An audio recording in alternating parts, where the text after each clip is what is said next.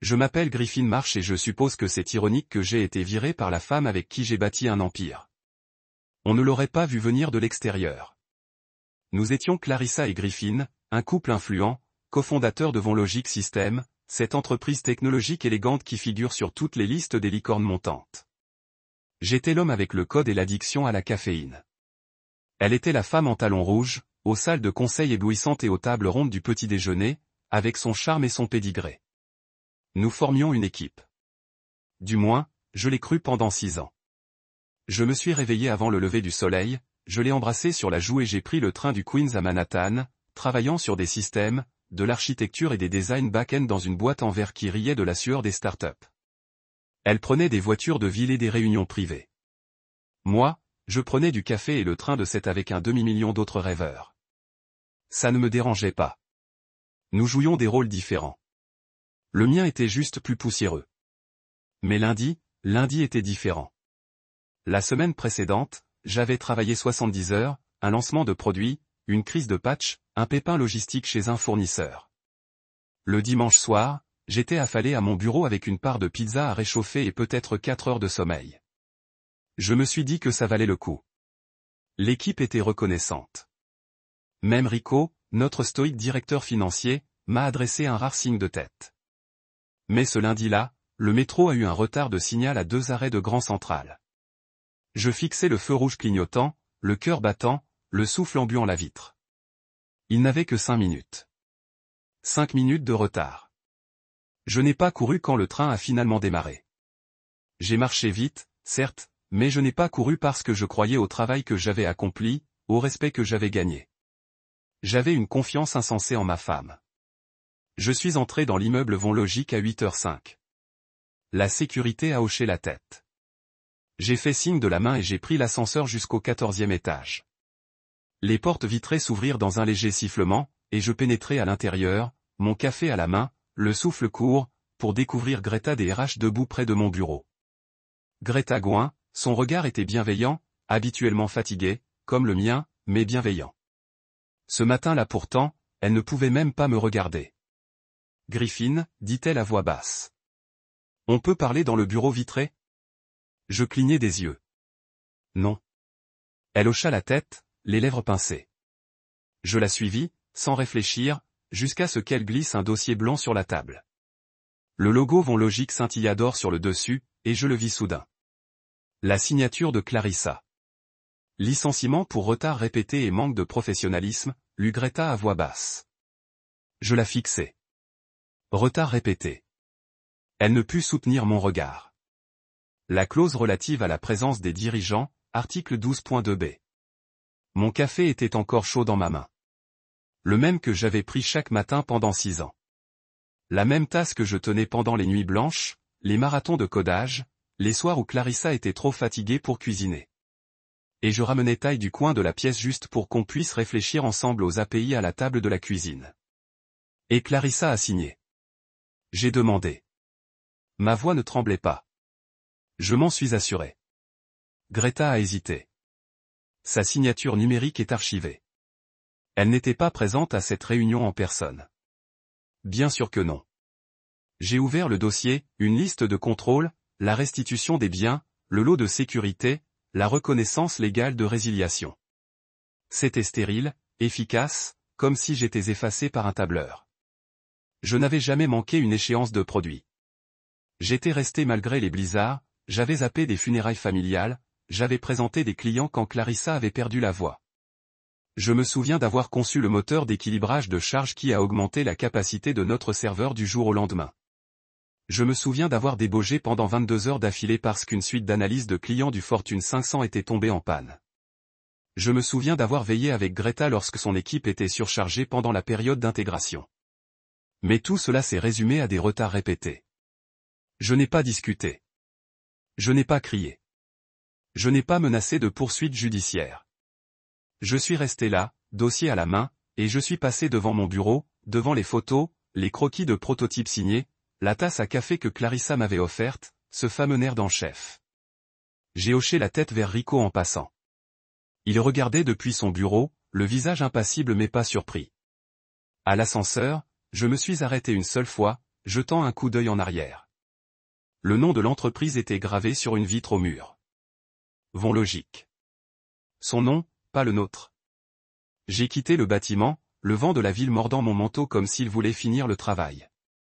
Et j'ai souri, non pas parce que j'allais bien, non pas parce que ça ne me faisait pas mal, mais parce qu'au fond de moi, quelque chose s'était réveillé. Quelque chose qui dormait depuis longtemps.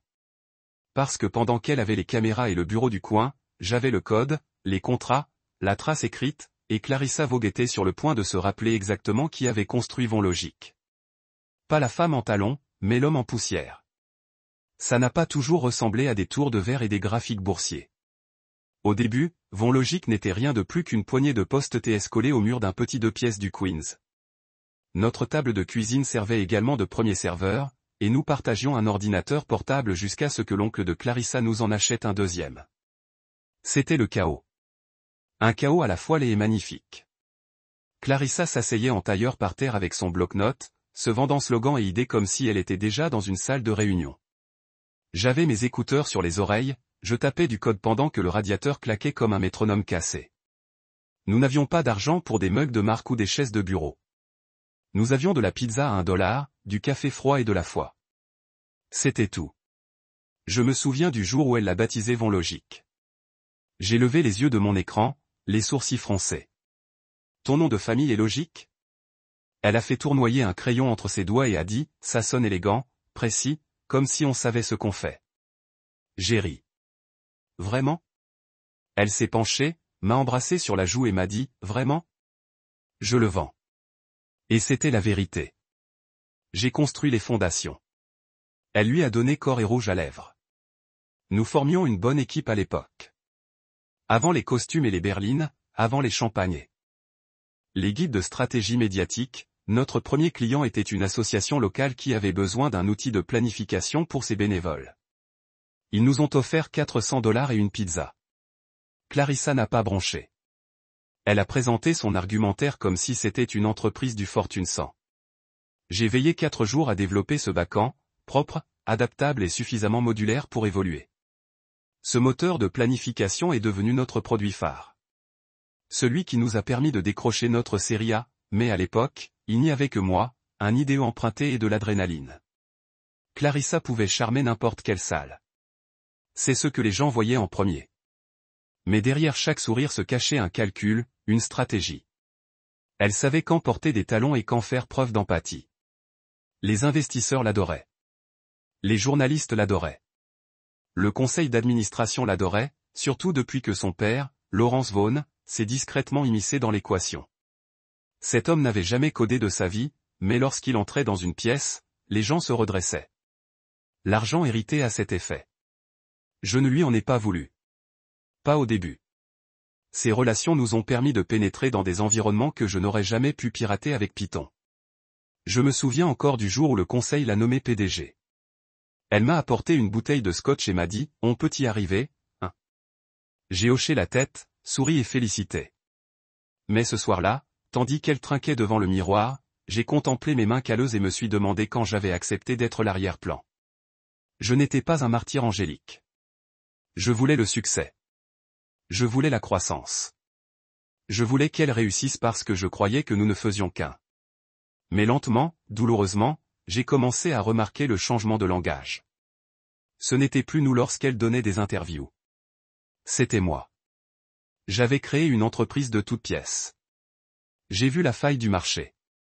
J'ai mené l'équipe produit vers l'innovation. Au début, je n'ai rien dit. J'ai mis ça sur le compte des relations publiques et j'ai continué à développer de nouvelles plateformes, de nouvelles fonctionnalités, de nouveaux partenariats.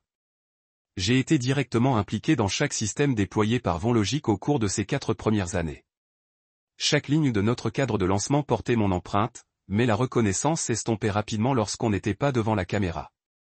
Clarissa était stratégique. Elle ne m'a jamais rabaissé, jamais publiquement écarté. Elle s'assurait simplement que je ne sois jamais mentionné. Lors des réunions, je suis devenu notre développeur principal. Lors des démonstrations de produits, elle amenait Rico ou Greta. Elle a arrêté de me demander mon avis sur les décisions de recrutement et les changements de marque. Je ne participais plus aux discussions qui façonnaient l'orientation de l'entreprise. J'étais celui qui les faisait aboutir. Rico Delaney, notre directeur financier, l'a constaté aussi. Homme discret.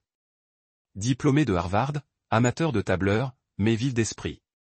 Il m'a pris à part un soir, alors que les autres étaient rentrés chez eux, et m'a dit, « Ça te va ?» J'ai haussé les épaules. Avec quoi? Il n'avait pas besoin d'en dire plus. Nous étions là, entourés de serveurs ronronnant doucement et de barres blanches remplies d'organigrammes et de feuilles de route, des choses que j'avais créées de toutes pièces, et j'ai simplement dit, tout ce qui nous mènera à ce résultat. Mais en réalité, je glissais dans l'ombre de ma propre création. Mon titre semblait impressionnant, CTO, cofondateur, mais fonctionnellement, je n'étais guère plus qu'un simple solutionneur de problèmes grassement payés. Clarissa était éblouissante sur scène pendant que je corrigeais des erreurs d'intégration à 2 heures du matin, les yeux injectés de sang et les ramènes rassis. Elle est devenue le visage. Je suis devenu le baccan. La seule fois où je nous ai demandé de restructurer le capital simplement pour refléter notre contribution commune à l'orientation de l'entreprise, elle n'a pas crié ni protesté. Elle a souri et m'a dit, « Griffin, tu sais que je te donnerai n'importe quoi, mais nous avons besoin d'une image publique irréprochable. » Les investisseurs aiment la cohérence. Cette conversation a duré exactement 6 minutes et s'est terminée par mon accord pour que les choses restent telles qu'elles étaient. Pourtant, je n'ai pas arrêté. J'adorais ce travail. J'adorais notre équipe. Et au fond, je l'aimais toujours. Ou peut-être la version d'elle avec laquelle j'ai commencé à construire. La femme assise par terre a dessiné des noms de marques pendant que nous partagions des rouleaux de printemps et rêvassait. Mais quelque part, en chemin, je suis devenu partie intégrante du décor. Le genre de meuble qu'on ne remarque pas avant de trébucher dessus. Et lorsque les RH m'ont remis ce dossier, j'ai réalisé que je n'étais pas que de la poussière sous ses talons. J'étais un problème qu'elle voulait balayer. Ce qu'elle n'avait pas réalisé, ce que personne n'avait réalisé, c'est que j'avais tout conservé. Chaque version de code, chaque contrat d'actif, chaque élément de l'échafaudage juridique de nos débuts. Je n'étais pas seulement celui qui avait construit le moteur. J'étais celui qui avait posé les rails. Elle portait peut-être la couronne, mais j'avais construit le château. Et maintenant que j'étais parti, il était temps de rappeler au monde que cet empire ne s'est pas bâti uniquement sur des communiqués de presse et des talons aiguilles. On dit que ce n'est pas le couteau qui coupe le plus profondément. C'est la main qui le tient. Et Clarissa, elle n'avait même pas eu la décence de tenir la lame elle-même. Pas de confrontation, pas d'avertissement, pas de conversation dans la voiture la veille au soir. Juste une chaîne de mails stérile, une signature numérique et une responsable des ressources humaines qui semblait vouloir être n'importe où ailleurs que devant moi. Je suis entré chez Von Logique ce matin-là, essoufflé, trempé par l'air brumeux de la ville, tenant encore mon café à moitié fini comme une sorte de badge d'identité. Mon blazer usé était ouvert sur les côtés, ma sacoche d'ordinateur portable en bandoulière, le cordon légèrement tordu, rien de parfait, mais tout me semblait familier. C'était ma routine, mon rythme, mon chez-moi. Et pourtant, Greta ne me regardait même pas. Griffin, avait-elle commencé presque en s'excusant. Puis les mots sont sortis comme un script qu'elle avait répété et regretté toute la matinée. En raison de violation du règlement intérieur et d'écart de performance, nous avons reçu l'ordre de vous licencier avec effet immédiat. Je me souviens avoir vu ses lèvres bouger, mais le son était étouffé, comme si quelqu'un m'avait jeté un oreiller sur les oreilles. J'ai parcouru le document entre mes mains. La feuille d'or de Von Logique, en haut, brillait sous les lumières de la salle de conférence comme une blague de mauvais goût. La signature numérique de Clarissa était soigneusement apposée en bas. Il n'y avait aucune note personnelle, aucune demande de réunion, aucun email d'avertissement ni aucune réunion, juste un licenciement pour manquement à la déontologie chez Griffin Marsh. 3 rapports de retard documentés au cours du dernier trimestre avaient été jugés inappropriés pour les normes de la direction. J'avais envie de rire. Retard? Il mentionnait le retard. Je n'avais pas manqué un seul livrable en 6 ans. J'avais conçu le système de flux de travail qui signalait les tâches en retard. C'est moi qui avais conçu les dispositifs de sécurité, les solutions de sauvegarde évolutive, les alertes de performance. Ils ont fait vibrer mon cœur dans les veines de cette entreprise. Et maintenant, on me laissait partir à cause d'un retard de train. Ça aurait été moins insultant qu'on m'accuse de vol. Au moins, ça avait du poids. Mais là, c'était du théâtre. C'était elle qui faisait passer un message. J'étais assis là, le dossier ouvert devant moi. Greta m'offrait un verre d'eau que je n'ai pas pris. J'entendais le murmure du bureau dehors, le bruit des imprimantes, le léger cliquetis des claviers, un rire trop fort au marketing. La vie continuait sans moi. J'avais la gorge sèche. Non pas parce que j'avais envie de pleurer, mais parce que je me sentais vide. 5 ans. 5 ans d'heures supplémentaires, d'anniversaires manqués, de dîners d'anniversaire reprogrammés pour des lancements de produits. 5 ans de silence quand Clarissa est montée sur scène sans jamais mentionner mon nom. 5 ans à voir ma cote de crédit se réduire tandis que son image prenait de l'ampleur. Et non, j'étais un risque, un handicap, une distraction. Je n'ai pas signé le formulaire de licenciement. Pas encore. Je suis resté debout. Je suis retourné à mon bureau comme un homme qui assiste à ses propres funérailles. Mon équipe n'a pas parlé. Ils ne savaient pas quoi dire. Certains évitaient mon regard. D'autres sont restés figés. Rico n'était pas dans son bureau. Probablement en train de prendre des nouvelles de West Coast Investor.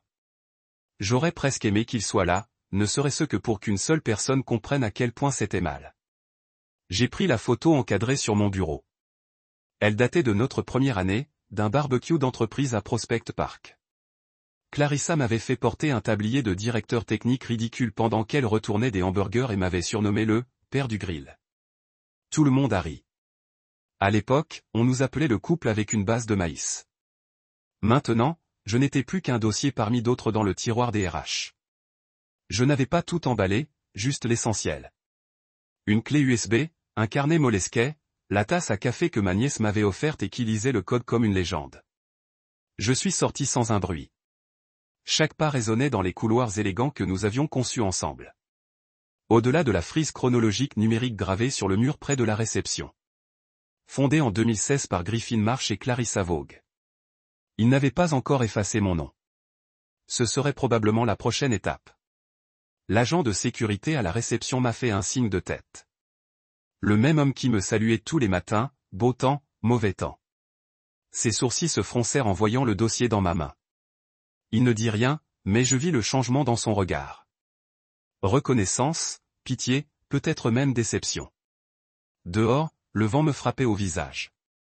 La ville ne s'arrêtait pas de bouger juste parce que ton monde s'arrêtait. Les taxis klaxonnaient.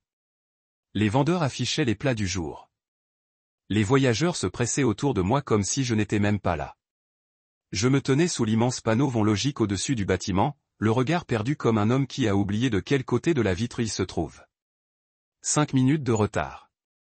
C'est tout ce qu'il m'a fallu. 5 minutes et j'étais effacé. Je marchais jusqu'à la gare, les mains tremblantes plus de fureur que de froid. On pense que le chagrin est bruyant, mais le mien était silencieux, concentré. Je n'arrêtais pas de penser que Greta refusait de me regarder dans les yeux, que Rico n'avait pas dit un mot, que Clarissa ne m'avait même pas envoyé de SMS. Non, je pensais qu'elle ne pensait pas que je ferais quoi que ce soit. Elle pensait que je disparaîtrais discrètement. Elle pense que je vais retourner travailler en freelance et m'immerger dans le code jusqu'à ce que les gros titres cessent de mentionner mon nom. Elle a oublié qui j'étais. Je suis rentré chez moi et j'ai trouvé notre refus d'appartement. J'ai laissé tomber la lettre de licenciement sur le comptoir, me suis servi un verre d'eau et suis entré dans le bureau. Mon bureau, pas celui avec les récompenses et les couvertures de magazines. Le bureau avec le bureau d'occasion, la tour de serveur que j'avais construite de mes propres mains et le disque dur. Le disque dur crypté.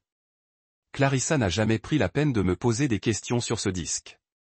Et tandis que je m'asseyais pour le démarrer, en saisissant le code de mémoire, un calme étrange m'a envahi. Tout était toujours là.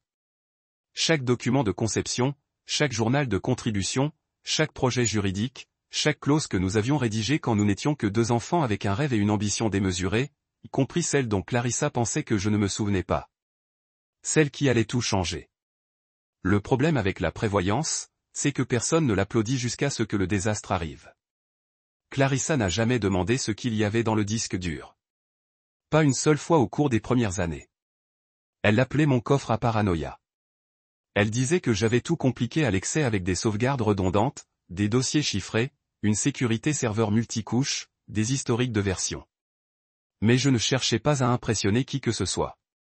J'essayais de protéger ce que nous avions construit, car, au fond de moi, déjà à l'époque, je connaissais le danger d'être l'architecte silencieux derrière les projecteurs de quelqu'un d'autre.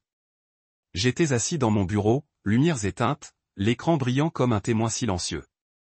La tour ronronnait sous le bureau, les ventilateurs tournant comme de vieux poumons cherchant leur souffle. Je me suis penché, j'ai senti la chaleur métallique de la clé USB glisser dans son port et j'ai extrait le dossier Racine, VLS Origination, l'enveloppe originale de VonLogic System. Des dossiers et des dossiers de fichiers horodatés remontant à notre premier prototype. Des brouillons de contrats, des premières correspondances avec les investisseurs, des diagrammes UX annotés, des notes de réunion que j'avais tapées après de longues nuits à boire trop de café et à rêver trop loin. Mais c'était le fichier final signé des statuts qui comptait maintenant. Je l'ai ouvert lentement, comme si ça allait mordre. Ce n'était pas une arme quand je l'ai écrit. C'était une protection. Nous étions jeunes et enthousiastes, mais pas stupides. Clarissa avait insisté pour que les avocats de son père prennent les choses en main, et je n'avais pas objecté. Pourtant, j'ai lu chaque ligne. Et dans cette version finale, après suffisamment de modifications pour rendre n'importe qui fou, j'avais réussi à glisser une ligne sous la clause de protection des fondateurs, un texte juridique qui ne signifiait pas grand-chose pour quelqu'un qui n'avait jamais ouvert un dossier de gouvernance, mais tout pour quelqu'un comme moi.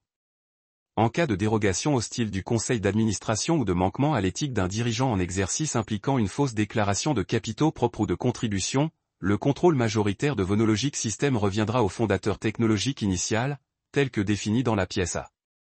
J'ai fait défiler la page jusqu'à la pièce A. Mon nom, Griffin Marsh, paraphé et notarié. Il n'avait pas été révoqué. Il n'avait pas été modifié.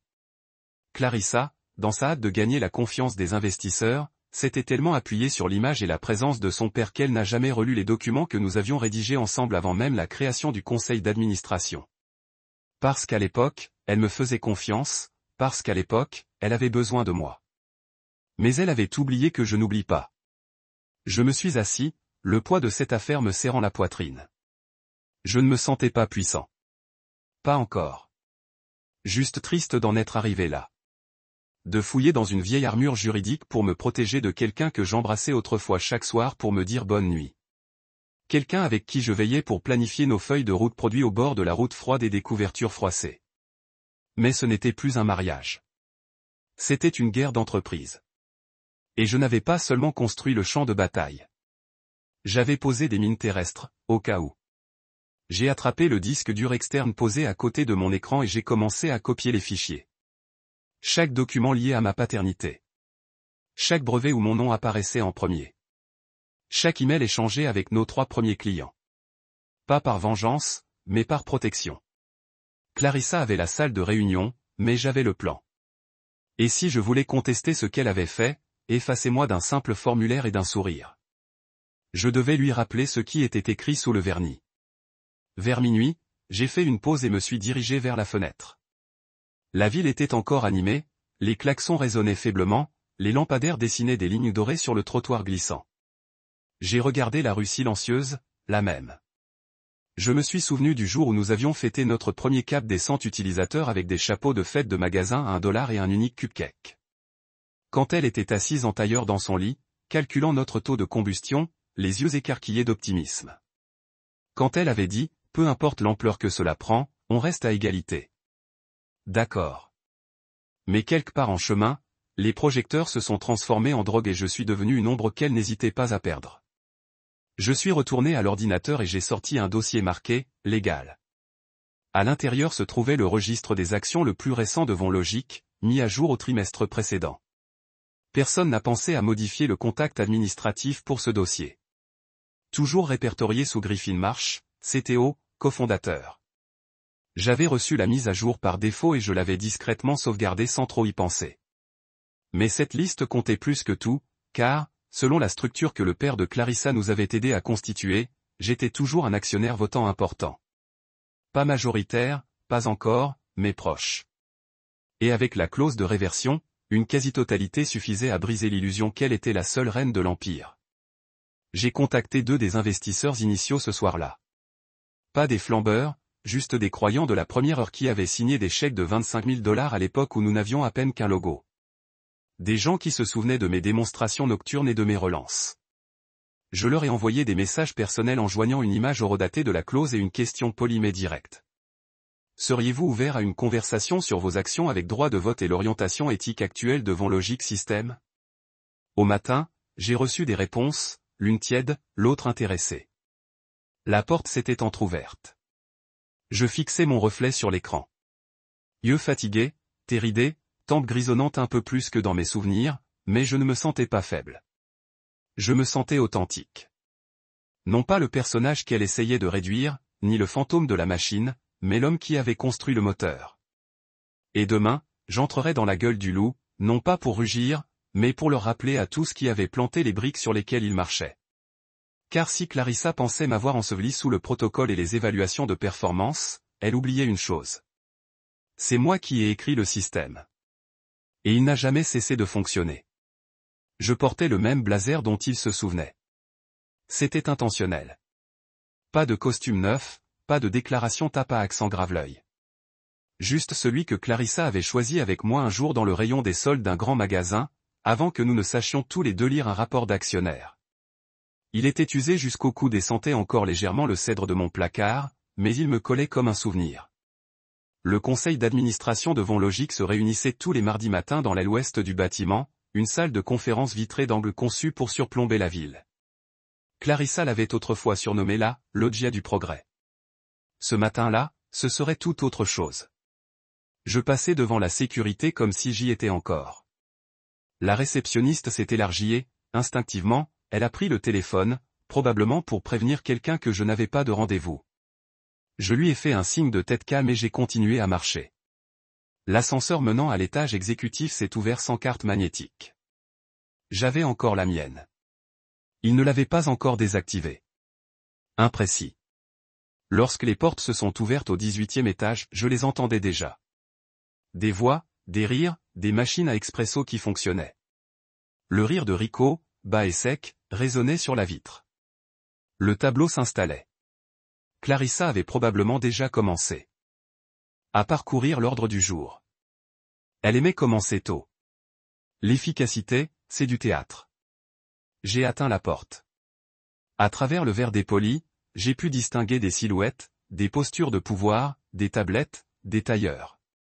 Les talons rouges emblématiques de Clarissa sous la table. Je n'ai pas frappé. J'ai ouvert la porte lentement et suis entré. Le silence est revenu. Clarissa s'est figée au milieu d'une phrase. Sa main tenait toujours une télécommande pour l'écran de présentation derrière elle, qui affichait une diapositive intitulée « Stratégie d'accélération du troisième trimestre ». Griffin, dit-elle, la voix partagée entre confusion et fureur. Rico écarquilla les yeux, mais il ne dit rien. Son regard se porta sur le dossier que je tenais. Greta était assise au fond. Elle se redressa sur sa chaise, le visage décoloré. Larissa s'éloigna de l'écran, ses talons claquant comme des coups de feu sur le sol ciré. « Tu n'as rien à faire ici », dit-elle d'une voix aiguë. Je refermai calmement la porte derrière moi et me dirigeai vers le bout de la table, le siège devant lequel Clarissa se tenait. Je n'élevai pas la voix.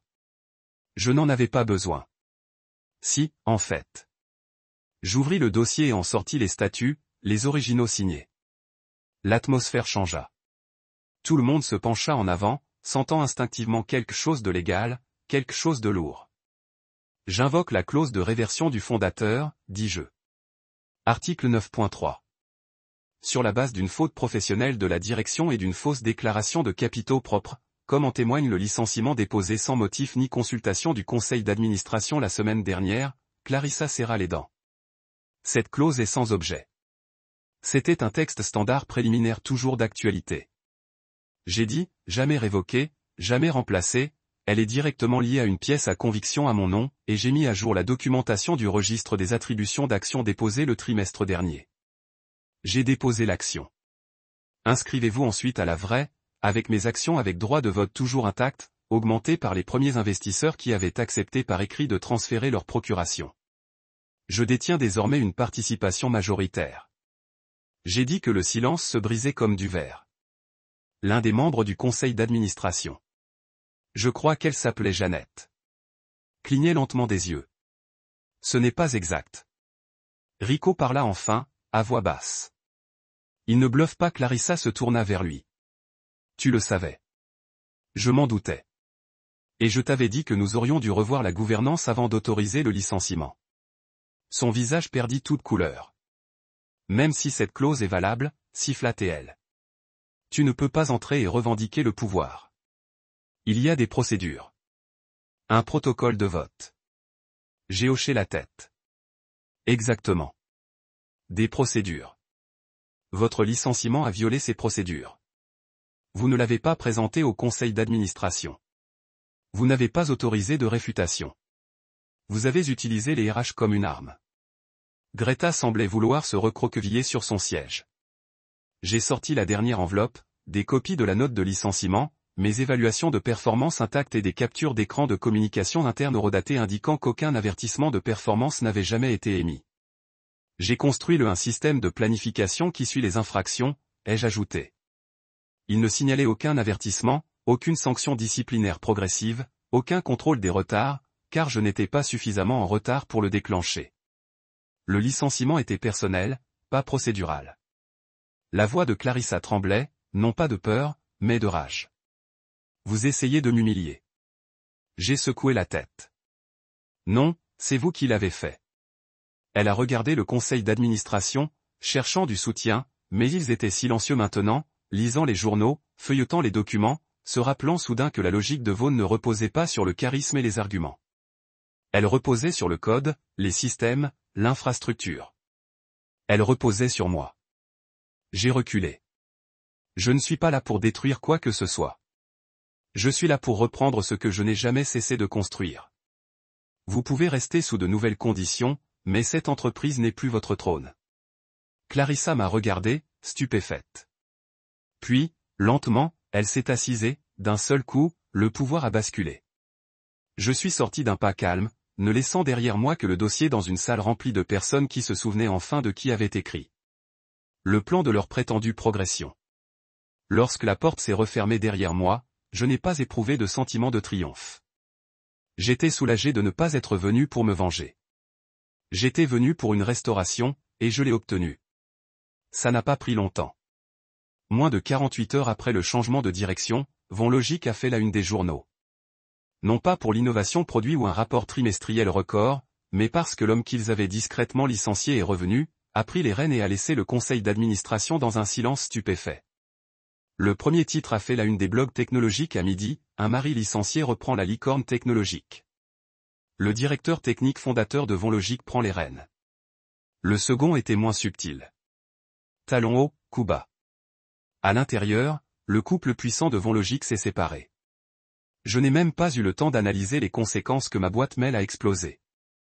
Des journalistes, d'anciens collègues, des amis d'université dont je n'avais plus de nouvelles depuis des années. Tout le monde voulait une citation, un commentaire, un extrait de l'histoire. Mais les personnes qui m'ont contacté discrètement, celles qui comptaient le plus, ils ne cherchaient pas les ragots. Ils se souvenaient, Griff, j'étais en première année quand tu es resté avec moi jusqu'à 22 heures pour réparer mon environnement de développement local défaillant. Bon retour. Merci de toujours laisser de la place aux stagiaires. Tu ne m'as jamais rabaissé, même quand je ne connaissais pas la différence entre J et JHub. J'ai rejoint l'équipe grâce à ta plateforme. Je suis resté grâce à ton intégrité. Ils ont afflué. Des dizaines au début, puis des centaines d'anciens et actuels employés de Vonlogic, certains anonymes, d'autres assez courageux pour donner leur nom. Et bien que le conseil d'administration ait tenté de présenter Clarissa comme la dirigeante visionnaire, le côté humain de l'entreprise, le cœur battant, avait toujours été celui de l'homme derrière le pare-feu. Pour ma part, la première fois que j'ai vu l'extrait de la déclaration de Clarissa, j'étais assis à ma table de cuisine, en train de manger une part de pizza aux champignons réchauffés, et de regarder la conférence de presse. En mode silencieux. La caméra l'adorait. Elle l'avait toujours adorée.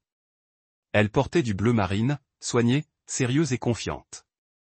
Un trait d'eyeliner, une douce note aiguë dans sa voix, juste assez pour laisser deviner la douleur sans jamais perdre son sang-froid.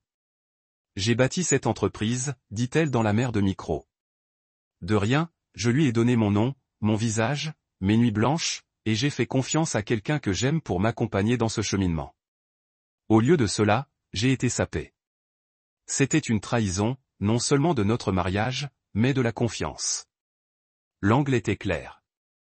Victime, survivante, La femme qui a tout donné et qui a été abandonnée par un homme opportuniste qui a fomenté un coup d'État. J'ai coupé le son et je suis restée assise là un long moment, mâchant lentement, écoutant le faible bourdonnement de mon réfrigérateur et le bruit de la ville derrière ma fenêtre. Je n'ai pas répondu ce jour-là. Je lui ai laissé le temps. Mais le lendemain matin, une déclaration a été publiée depuis mon bureau. Pas de tribune, pas de fanfare, juste un communiqué discret aux médias avec une pièce jointe PDF intitulée « Éclaircissement du cofondateur Griffin Marsh ». Il comprenait une chronologie complète de mes contributions avant Logic, de sa création à nos jours, avec documentation, capture d'écran des premiers journaux Slack, email, invitation de calendrier, ébauche d'architecture, un détail financier indiquant qui a financé les 6 premiers mois de coûts d'exploitation, mon compte d'épargne, une comparaison des documents RH internes avec le protocole de l'entreprise pour le licenciement des cadres, et enfin, une capture d'écran d'une clause signée par Clarissa reconnaissant mon retour. Elle écrit, daté et notarié. Mais ce qui a le plus retenu l'attention des médias, c'est le dernier paragraphe. Je ne suis pas revenu pour tout brûler. Je suis revenu parce que j'ai construit les fondations et que quelqu'un a changé les serrures. Ce n'est pas une vengeance. C'est une reconnaissance. La réaction a été immédiate. Certaines publications étaient encore sceptiques. Un conflit est plus dramatique qu'un fait. Mais d'autres ont basculé. Quelques présentateurs de chaînes économiques ont même ricané et ont qualifié cette prise de contrôle technologique de la plus élégante depuis le retour de Jobs chez Apple. Je n'ai pas laissé la comparaison s'installer trop longtemps. Je ne cherchais pas à me faire passer pour quelqu'un d'autre. Je récupérais juste ce que je n'ai jamais cessé d'aimer. Mais Clarissa ne s'est pas s'estomper en arrière-plan. Elle a doublé. Une semaine plus tard, elle a publié une interview de suivi, une photo de couverture brillante, une seule larme scintillante en disant à un journaliste de Trent & Tech que le pouvoir peut parfois faire ressortir les côtés les plus sombres et les gens que vous pensiez connaître. Elle m'a appelé émotionnellement instable. A dit qu'elle avait des inquiétudes concernant mon leadership. Je l'ai lu sur une tasse de café noir. Rico a été le premier à envoyer un SMS après la chute de l'article. Elle va de la terre brûlée, a-t-il écrit. Vous voulez que je réponde au nom du conseil d'administration? J'ai regardé mon écran, j'ai pensé à ça, puis j'ai répondu, non, laissez-la manquer de vapeur parce que voici la chose. Vous pouvez vous battre avec le feu ou vous pouvez construire avec. Et j'étais fatigué de me battre. Au lieu de cela, j'ai appelé une réunion complète de l'entreprise. Pas d'actionnaires, pas de cadres, juste du personnel. Nous l'avons tenu pratiquement pour que tout le monde, éloigné, hybride, en personne, puisse y assister. Pas de presse, pas d'optique, juste des gens. Je suis apparu à l'écran dans le même blazer usé. Le même que j'avais porté ce jour-là. Pas de marque derrière moi. Pas de téléponté. Juste moi et des excuses silencieuses. Je tiens à remercier tous ceux qui sont restés, qui ont tenu cet endroit ensemble pendant que le leadership a perdu son chemin. Je sais que beaucoup d'entre vous ont des questions. Je sais que la confiance ne revient pas du jour au lendemain, mais je suis ici pour la reconstruire à partir de zéro si je le dois. La fenêtre de chat a explosé, pas avec du sarcasme, pas de doute, avec espoir. Je suis resté en ligne pendant 2 heures pour répondre aux questions sur la structure, sur la transparence, sur l'éthique. Je ne me suis pas caché du gâchis. Nous avons parlé de la clause de latence, des mesures de performance, de la façon dont je prévois de modifier complètement le système d'examen interne. Et à la fin, je ne me sentais pas comme le mari licencié qui avait de la chance. Je me sentais comme un leader. Cette nuit-là, j'ai de nouveau ouvert ma boîte de réception. Un nouveau message a fait clignoter à partir de Clarissa. Ligne d'objet. Vous avez fait votre point. Pas de corps. Juste cette ligne. Je n'ai pas répondu. Il ne restait plus rien à dire. Pas encore. Au lieu de cela, j'ai regardé le curseur clignotant. Au message du personnel, les courriels de personnes dont je n'avais pas entendu parler depuis l'école d'études supérieures, le rapport montrant une augmentation soudaine des demandes d'emploi et le moral des employés. Elle avait raison sur une chose. Le pouvoir révèle qui sont les gens. Et pour la première fois depuis longtemps, j'étais fier de ce qu'il a révélé en moi. J'ai regardé les images en entier cette fois, pas à partir d'un clip de blog, pas à partir d'un soundbite. Je me suis assis à mon bureau avec les stores dessinés, des orateurs et j'ai joué toute la conférence de presse du début à la fin.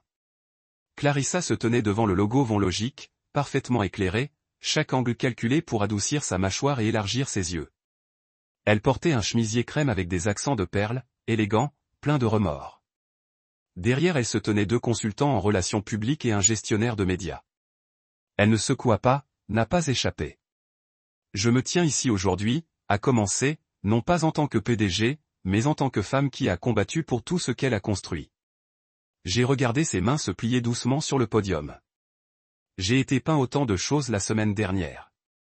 Un voleur, un menteur, un cadre qui a faim de pouvoir qui a piétiné son propre mari. Mais personne ne semble se souvenir du nombre d'heures que j'ai donné à cette entreprise, combien de sacrifices j'ai faits, combien de chambres je devais entrer où personne ne me respectait jusqu'à ce que j'appartiais. Elle a fait une pause pour effet. Elle était toujours bonne dans ce domaine. J'ai construit cette entreprise avec mon nom, mon pitch, mon réseau, mon image. Et je faisais confiance à quelqu'un que j'aime être mon partenaire. Au lieu de cela, il a attendu dans les ailes, a attendu un faux pas, puis a utilisé une vieille clause, celle que je ne savais même pas encore existant, pour me dépouiller de mon rôle. Elle expira doucement, trembla légèrement. La caméra l'a parfaitement attrapée. Je ne suis pas parfaite, a-t-elle dit. Mais je ne suis pas ce qu'ils disent que je suis. Et je ne serai pas réduit au silence. Elle recula du podium. Applaudissements a suivi. Pas tonitruant, mais mesuré suffisamment pour que les médias coupent et épicent. Assez pour susciter les gros titres qui se lisent, Clarissa Von brise le silence avec l'équilibre et le PDG ou la victime. La cour d'opinion publique se divise. J'ai fermé l'ordinateur portable. Elle a raconté son histoire. Maintenant c'était mon tour. Le lendemain, je n'ai pas appelé une conférence de presse. Je ne m'habillais pas en armure ou en posture comme un guerrier. Je portais un pull gris, le genre que Clarissa me disait était trop confortable pour le public. Et je suis entré dans la salle de pause où le personnel se réunissait tous les vendredis pour un café et un rattrapage. Il ne s'agissait pas de mettre en scène. C'était une question d'accès. Je savais que les médias trouveraient éventuellement l'enregistrement. Je le voulais, mais je voulais que mes gens l'entendent d'abord. Ceux qui ont construit à côté de moi. Ceux qui ont été informés que j'ai disparu sans préavis. Je me tenais devant un tableau noir qui avait encore le doodle d'un chat de quelqu'un et une liste de plaintes de cafétéria.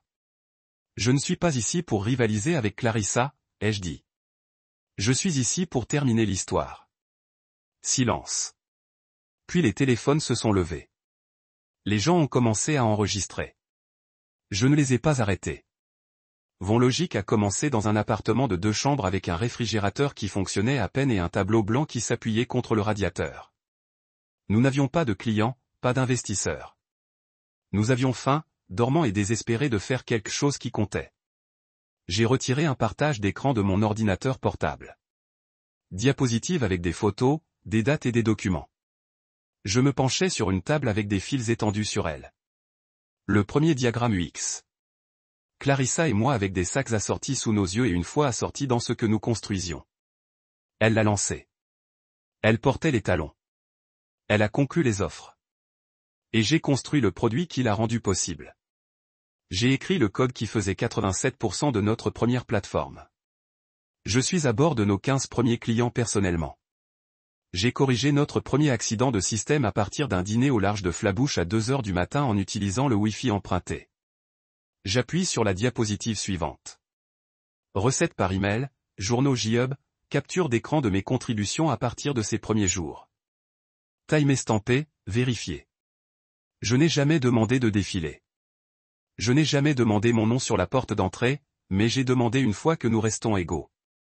Elle a dit oui. Et puis quelque part en cours de route, elle s'est arrêtée le signifiant. La pièce est restée immobile. Certains hochant la tête, certains yeux se sont baissés. Lorsque j'ai été licencié, cela a été fait sans examen du conseil d'administration, sans avertissement. Il a cité le retard. J'ai construit le système même qui mesure nos normes de ponctualité. Et selon ce système, je ne les ai jamais violées. Pas une fois. J'ai basculé à la diapositive suivante. Tableau de bord de performance. Pas de drapeau rouge. Pas d'erreur. Je ne me suis pas battu parce que je voulais me venger. Je me suis battu à cause de quelqu'un qui a conçu cette entreprise pourrait être effacée en 5 minutes. Alors qu'est-ce que cela dit à propos du reste d'entre vous ? À propos des stagiaires, des analystes, des développeurs faisant des heures supplémentaires pour la reconnaissance qui ne vient jamais. Je m'arrêtais, laisse la question pendre. Elle lui avait dit, et je ne lui enlève pas ça. Mais maintenant, vous avez vu ce que j'ai fait, ce que j'ai gardé, ce que j'ai contribué. Je ne suis pas parfait, mais je me suis présenté jour après jour. Je ne me suis jamais arrêté. Ensuite, j'ai ouvert le fichier final. La clause a souligné, signé, notarisé, ses initiales en bas. Je ne l'ai pas trompé. Je n'ai pas attendu dans les ailes. J'ai mis cela en place lorsque nous étions des nobody parce que je pensais que si l'un de nous s'égarait, la société méritait toujours un avenir. Cette clause, ce n'est pas une échappatoire. C'est une sauvegarde. Quand elle a accepté, j'ai fermé l'ordinateur portable doucement. Il ne s'agit pas de sexe ou d'image ou avec qui les médias s'associent. Il s'agit de la vérité. Je ne suis pas revenu pour vengeance. Je suis revenu parce que je me souvenais enfin de ma valeur. Le silence a rempli la pièce. Pas un silence gênant, pas confus, juste une clarté. Quelques-uns applaudissent alors plus.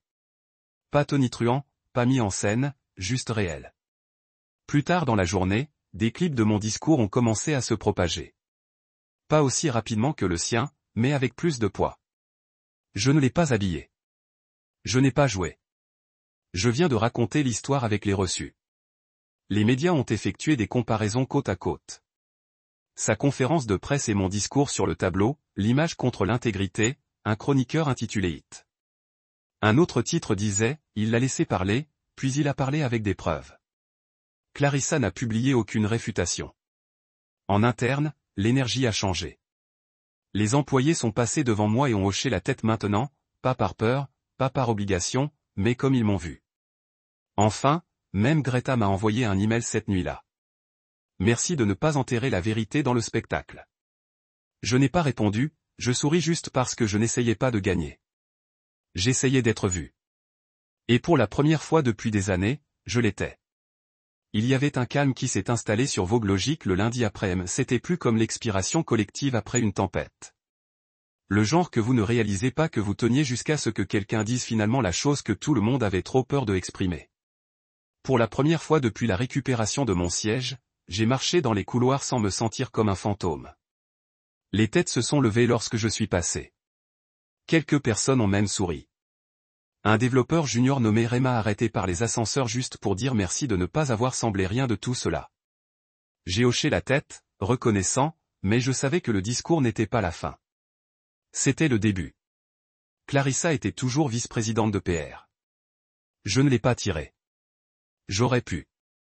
Cela aurait été facile, justifié même. Mais je n'étais pas intéressé par la vengeance. Je voulais la culture. Je voulais une correction. Je voulais m'assurer que personne d'autre dans cette entreprise ne ressentait ce que je ressentais. Jetable, négligé, effacé. J'ai donc commencé avec le manuel. Le manuel de l'employé de Vogue Logique était un petit document élégant. Enveloppé dans une fausse innovation. Clarissa avait supervisé la dernière révision majeure, et cela a montré que chaque section était polie pour avoir l'air moderne, mais avait caché des dents sous la langue. Politiques de retard qui ont permis la résiliation après 3 infractions sans examen. Les structures de rétroaction qui ont canalisé les préoccupations ascendantes par le biais des filtres RH Clarissa ont personnellement vérifié. Des incitations bonus qui semblaient généreuses sur papier mais étaient presque impossibles à débloquer sans adhésion exacte aux critères qu'elle contrôlait. Je l'ai relu ce soir-là dans mon étude, la même pièce où j'avais déniché la clause qui a tout changé. Je l'ai marqué avec une section de stylo rouge par section, mot par mot.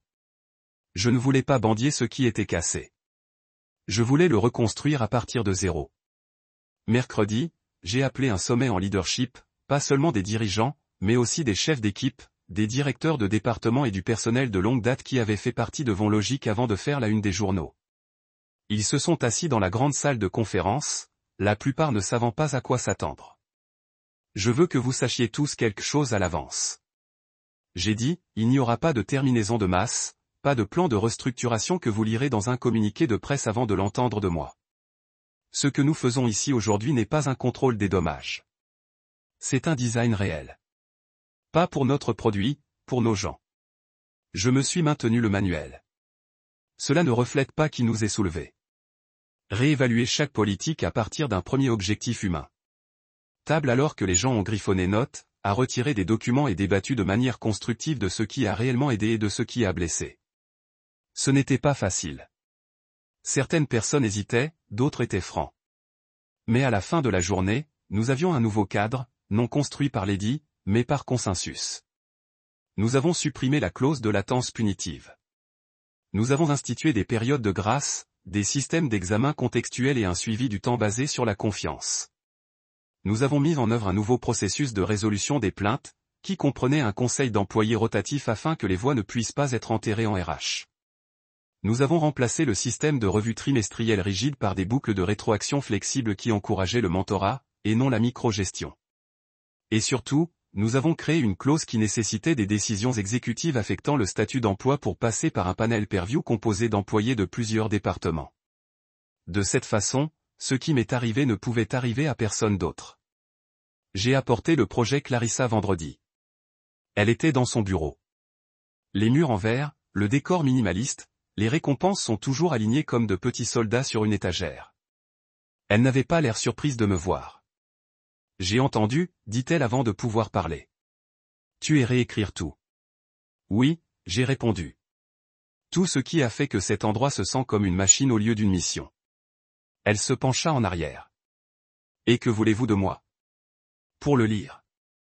Pour comprendre que ce n'est pas personnel. C'est nécessaire.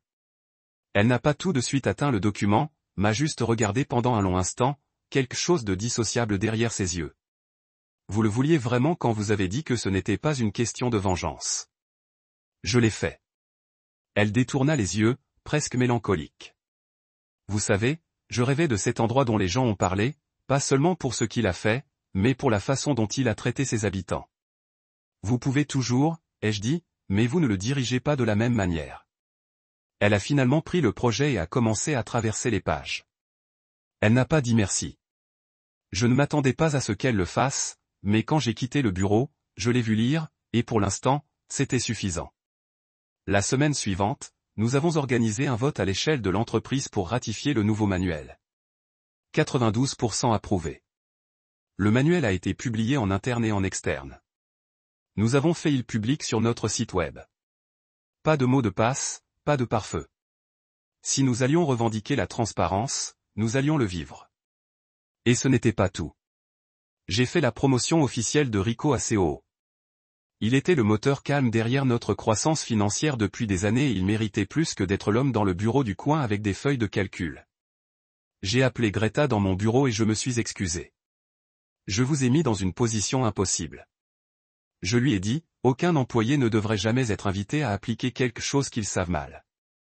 Elle avait l'air stupéfaite. Puis tranquillement, elle a dit, merci. Je ne pensais pas entendre cela. Et je veux que vous dirigiez notre nouvelle division des personnes et de la culture, pas de la culture RH. Une vraie structure, un véritable changement. Son sourire était petit mais authentique. Je serais honoré. Un par un, nous avons commencé à reconstruire, pas avec des communiqués de presse ou des initiatives de marque, mais avec des choix réels, avec de l'empathie. Et puis j'ai fait quelque chose que Clarissa n'aurait jamais fait. J'ai ouvert le plancher. Gatekeeping. La première fois que nous avons tenu une de ces réunions, un ingénieur junior nommé Shahana a levé la main et a dit, dans les plaintes et un pic des références volontaires pour les nouvelles embauches. Et pour la première fois depuis longtemps, j'ai regardé autour de moi et j'avais l'impression de me tenir dans quelque chose dont je pouvais être fier. Pas seulement une entreprise technologique, pas seulement une histoire de retour, mais une communauté. Parce que la meilleure chose que j'ai jamais construite avant Logique n'était pas du code, c'était la confiance. Et maintenant, brique by brique, nous le construisions à nouveau. Le jour où Alma s'est mariée, le soleil au-dessus du Queens ne se sentait pas comme New York. C'était comme la fin de l'été en Géorgie. Chaud, généreux, doré. Le genre de journée qui vous a donné envie de marcher lentement et de respirer profondément. Je me tenais à l'extérieur de l'église avec un corsage épinglé maladroitement sur mon revers, ajustant les manches de mon costume pour la 5e fois. Ce n'était pas le designer. Il n'avait pas besoin d'être. Ça me correspond. C'était suffisant. Alma avait l'air radieuse. Les nerfs cachés sous des années de pratique étant l'amortisseur émotionnel de notre mère. Elle n'a pas pleuré quand notre père est décédé. N'a pas pleuré lorsque son fiancé a perdu son emploi l'année dernière et a emménagé avec ses parents. Mais ce matin-là, quand j'ai tendu la main pour la promener dans l'allée, elle la serra comme une bouée de sauvetage. Je ne peux pas croire que tu as réussi à l'heure, murmura-t-elle en souriant dans le voile. Nouveau mois. Dis-je, et j'ai fait un clin d'œil. L'invité rose. L'orgue gonfla. Et pendant que nous marchions, je n'arrêtais pas de penser, c'est à quoi ressemble le temps bien passé. Pas dans des rapports trimestriels ou des parts de marché, pas dans des panneaux d'affichage ou des adresses d'ouverture, mais en étant là où vous êtes censé être quand cela compte réellement. Clarissa n'était pas là. Nous étions toujours mariés, techniquement, toujours liés par la paperasse et un nom de famille qui était devenu plus de marque que bon, mais nous n'avions pas partagé une maison en un message texte final. Aujourd'hui n'était pas à propos de nous. Alma. La cérémonie était belle, honnête. Ses vœux étaient remplis de poésie à parts égales et de sarcasme pratique. Son mari Dave a étouffé à mi-chemin à travers le sien. Je n'ai pas pleuré, mais j'ai regardé ma mère en faire assez pour nous deux. À la réception, je me suis assis près de l'arrière avec mes cousins, dont la plupart que je n'avais pas vus depuis l'université. Nous avons bu du vin bon marché, mangé des crevettes trop chères et ri de souvenirs qui avaient l'impression d'appartenir à la vie de quelqu'un d'autre. Un de mes cousins m'a poussé. Mec, tu es comme une célébrité maintenant. J'ai roulé des yeux. Le drame de l'entreprise technologique ne compte pas. Non, pour de vrai. Grand-mère a une impression de cet article dans Fast Tech. Elle pense que vous êtes à la télévision. J'ai ri de ça. Rires honnêtes. Le genre qui est venu de l'intestin au lieu de la gorge. Un autre cousin se pencha. Alors quoi maintenant? Vous venez de gérer l'entreprise et de porter des pulls pour faire des événements. Quelque chose comme ça. J'ai dit, mais je pensais à plus que vont logique.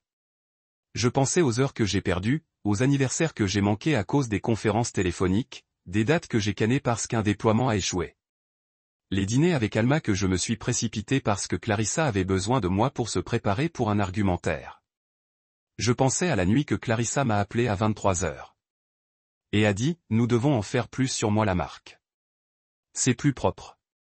Et comment je n'ai rien dit? Je pensais que c'était du sacrifice. Je pensais que c'était un partenariat. Mais maintenant, en regardant Alma tourner sur la piste de danse, voile, les cheveux lâches, souriant largement, j'ai réalisé que le sacrifice sans honnêteté est juste une reddition tranquille. Autour du dessert, ma nièce est tombée à côté de moi. Glaçage au chocolat sur son menton. Oncle Griff, dit-elle entre les bouchées. Êtes-vous célèbre maintenant? J'ai secoué la tête. Non, juste quelqu'un qui se souvenait de ce qui compte. Elle cligna des yeux. Comme la famille. Exactement comme ça. Le DJ s'est déplacé dans des chansons lentes. Les gens ont commencé à partir pour la nuit. Alma m'a serré dans ses bras avant de partir. Son parfum familier est mis à la terre. Vous aviez l'air heureuse, a-t-elle dit. Comme vraiment heureux. Je pense que je le suis, lui dis-je. Peut-être pour la première fois depuis des années. Elle a tenu mon visage entre les deux mains comme notre mère auparavant, sourit et a dit, n'oubliez pas ça demain. J'ai promis que je ne le ferai pas. En rentrant chez moi, j'ai roulé les fenêtres vers le bas et j'ai laissé l'air frais me laver. L'horizon brillait au loin, toujours plein de réunions et de délais et de personnes essayant de faire leur marque. Mais je ne ressentais plus l'attraction. Pas comme avant. Je n'avais pas besoin de dépasser l'obscurité. J'avais déjà fait l'impossible. Je me suis récupéré. À un feu rouge, j'ai sorti mon téléphone. Un message non lu de Clarissa. J'ai entendu parler du mariage d'Alma. Je suis content que vous l'ayez fait. Vous étiez toujours mieux à vous présenter que moi. Pas de signature, pas d'émoji, juste sa voix et son texte brut. Je l'ai regardé un instant, des pouces planants. Ensuite, j'ai posé le téléphone. Certaines choses n'ont pas besoin d'une réponse. Certaines choses doivent juste être ressenties. Je suis rentré à la maison vers minuit. Mon appartement était calme. Aucun dossier d'entreprise empilé sur le bureau. Aucune feuille de calcul ouverte sur 3 moniteurs. Juste une seule photo de moi et Alma comme des enfants dans le couloir à côté d'une note manuscrite que j'avais encadrée il y a des mois. Il a dit, rappelez-vous qui vous étiez avant le titre. Cette nuit-là, j'ai dormi 9 heures. Pas de rêve, pas de panique en train de me réveiller. Juste la paix. Le lendemain matin, je me suis réveillé tôt, j'ai fait du café et je me suis assis près de la fenêtre alors que le soleil se glissait. Je n'ai pas ouvert mon ordinateur portable. Je n'ai pas vérifié ma boîte de réception. Je me suis juste assis là en sirotant lentement en regardant le monde bouger. Et pour une fois, je ne me sentais pas derrière. Je ne me sentais pas oublié. Je ne me sentais pas comme de la poussière sous le talon de qui que ce soit. Je me sentais entier. Et peut-être que c'était la vraie seconde chance. Pas seulement récupérer l'entreprise, mais me récupérer. Le jour de Vonlogic est devenu public, je n'étais pas à New York. Je me tenais sur un tronçon rocheux de littoral dans le Maine. Des bottes s'enfonçant légèrement dans du sable doux. L'Atlantique s'écrase à un rythme lent qui a noyé le reste du monde. Le ciel au-dessus de moi était ouvert et sans nuages. Pas de presse, pas de caméra, juste moi, un thermos de café usé, et la connaissance que quelque part de retour à Manhattan, une cloche a sonné à mon nom. Je ne suis pas retourné pour la cérémonie. Je ne voulais pas les flashballs ou les discours. Je les ai laissés à Rico, maintenant officiellement le PDG. Il était le bon visage pour ce chapitre suivant. Sharp, ancré et jamais amoureux de sa propre voix. Il m'a fait face ouvert brièvement depuis le sol de l'échange, le costume pressé, souriant largement et je pouvais entendre la clameur d'excitation autour de lui. « Tu es sûr que tu ne veux pas dire quelque chose à la presse ?» il a demandé. J'ai secoué la tête. J'ai assez dit. Maintenant, laissez l'entreprise parler de lui-même. Il hocha la tête. Vous ferez toujours la couverture de Fast Tech. Ils ont déjà couru le titre. L'homme qui a été licencié par sa femme et acheté l'entreprise. J'ai ri. Laissez-les avoir leur slogan. Je connais la vérité. La vérité était que l'introduction en bourse n'était pas un tour de victoire. C'était un moment de justification tranquille. Pas parce que j'avais gagné, mais parce que j'avais survécu. Clarissa et moi avons finalisé notre divorce 6 mois auparavant. C'était civil, comme promis. Elle a pris la maison en ville, la collection d'art que nous avions acquise au fil des ans, et un règlement qui a fait la une des journaux. Uniquement parce qu'il comprenait une action non votante. Nous nous sommes assis une fois sur une table de conférence polie. Aucun avocat, seulement 2 personnes qui avaient une fois construit quelque chose ensemble, puis l'avaient séparé. Elle ne s'est pas excusée. Moi non plus, elle avait l'air plus âgée, mais pas dans le mauvais sens. Juste adoucie, un peu plus réelle, un peu moins guérie. Je ne vous ai jamais détesté, a-t-elle dit. Je n'ai jamais cessé d'aimer la version de toi avec laquelle j'ai commencé, j'ai répondu. Et c'était tout. Pas d'énoncé, pas de porte de slam. Nous avons serré la main. Et je suis sorti plus léger que je ne le pensais depuis des années. Posséder l'entreprise n'était pas une question de puissance. Plus maintenant. Il s'agissait de l'intendance, de s'assurer que la machine que nous avons créée ne mangeait pas les personnes qui lui ont donné vie. J'avais vu ce qui s'était passé lorsqu'une entreprise est devenue un miroir pour l'ego d'une personne. Je l'avais vécu. Non, je voulais que Vonlogic soit plus que cela. J'ai passé les mois avant la propriété de restructuration de l'introduction en bourse. J'ai gardé ma majorité, 51%, juste assez pour conserver le contrôle du vote. Le reste, je me suis répandu entre les employés, les premiers investisseurs et une fiducie de capitaux propres nouvellement formée pour les bonus au niveau du personnel. Nous avons mis en œuvre le partage des bénéfices, le réel partage des bénéfices, et non les startups hollow promises en suspens comme des carottes avant d'imploser ou de vendre.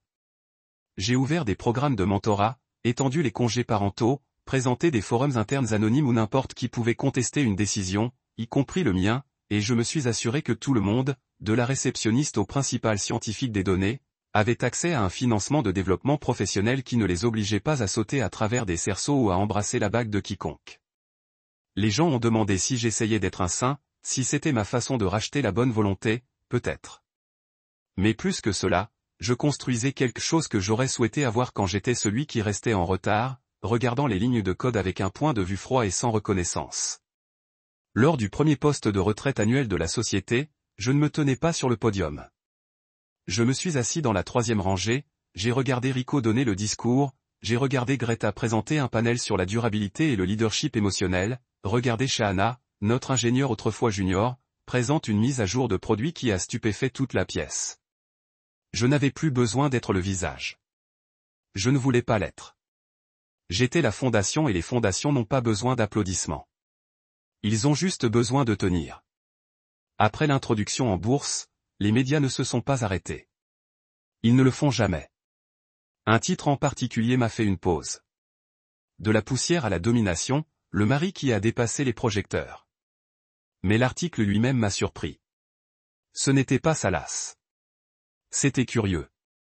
Il voulait comprendre comment quelqu'un comme moi, peu profilé, calme, une fois rejeté, a réussi à récupérer non seulement une entreprise, mais un sens de l'objectif. Je leur ai donné une citation, juste une. Je n'essayais pas de prendre le relais. J'étais juste fatigué de prétendre que je n'avais pas été ici tout le temps. Il est devenu viral. Des gens qui y sont liés parce que beaucoup d'entre nous ont été dans cette pièce, n'est-ce pas? Celui où notre travail est vu, mais nos noms ne le sont pas. Où nos idées sont utilisées, mais nos voix sont réduites au silence. Où nous nous présentons encore et nous sommes remerciés avec des avis de performance qui négligent le feu que nous avons émis il y a 2 vendredis. J'avais vécu dans cette ombre maintenant. Je tirais les autres dans la lumière avec moi. Clarissa et moi n'avons pas beaucoup parlé après le divorce, mais elle m'a envoyé une note après l'introduction en bourse. Pas de courriel, une carte manuscrite. Quoi que nous sommes devenus, nous avons construit quelque chose de réel. N'oubliez pas que je ne l'ai pas fait.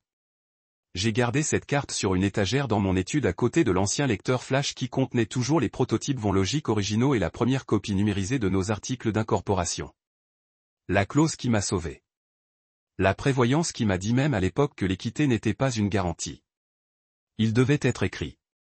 Certaines nuits, je m'assois toujours dans cette pièce, siroter du café et je parais dans les pages de ce que nous rêvions. Pas de désir, mais parce que cela me rappelle ce qui se passe lorsque vous cessez de parler. Lorsque vous laissez l'amour devenir une monnaie.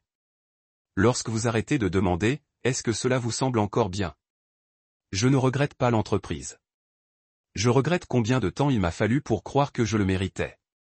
Ces jours-ci, les gens m'arrêtent lors de conférences, me détournent des aéroports, envoient des emails de domaine personnel juste pour dire « J'ai vu ce que vous avez fait et je me suis souvenu de quelque chose en moi ». C'est ce qui m'importe maintenant. Héritage non pas comme statut, mais comme un miroir. Ne regardez pas ce que j'ai construit, mais regardez ce qui est possible lorsque vous cessez de vous laisser effacer. Fastech voulait un autre tournage de couverture 1 an plus tard. Il a dit qu'il faisait une rétrospective du licencié au fondateur Griffin Marsh 2 ans après le retour. J'ai refusé les photos. Ils leur ont dit qu'ils pouvaient utiliser un Candide. Je n'avais pas besoin de me tenir sur la couverture. Parce que maintenant, quand les gens entendent mon nom, ils ne pensent pas seulement à une salle de conférence. Ils pensent à un homme qui s'est présenté tard un jour et est parti avec toute la putain de compagnie. Et chaque fois que quelqu'un pose des questions sur l'homme qui a été licencié par sa femme, je rigole et dis, oui, puis j'ai acheté l'entreprise.